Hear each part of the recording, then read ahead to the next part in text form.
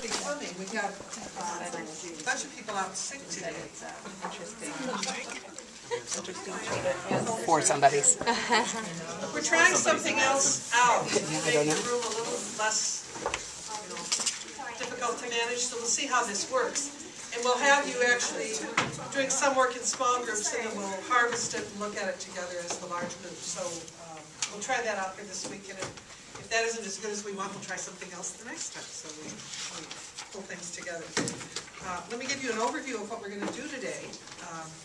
And just as a start your engines rolling, remember we ended last time by saying think about how you hear people talking about the things we've been discussing. So we want you to share with us anything you heard that you can link to behaviorist, cognitivist, or constructivist approaches to learning as you listen to your colleagues.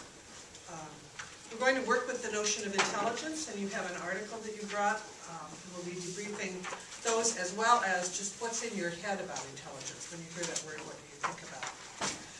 We'll take a little time to think about the assignments for next time. And then, as we did with, no, we didn't do that yet, this is the first time. As we did with the interviews, we're going to pair up and read each other's cases and give each other some feedback. And we'll give you a particular lens to use in relationship to that. And again, while you're doing that, we want to collect your folders so that we can be looking at your homework so that everybody's got meaningful activity to be doing at the same time. And we'll end today by doing some connection making. This class is really a lot about how do we build theoretical frameworks for teaching and learning. And in order to do that, we want you to keep thinking about frameworks and making connections between and among them. This is really long-term preparation for Case 3 and for the assessment that you do at the end of the semester.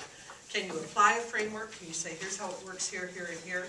Can you make a connection from this framework to the other framework? And those of you who finished 611, you had some practice at that when you did your final synthesis paper.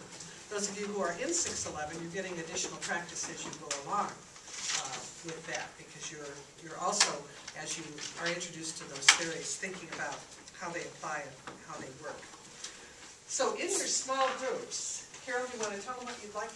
Yes, we'd like you to talk about in your small groups what you've observed in your work sites relative to the theories that we've been talking about in class. So what theories have you seen in practice?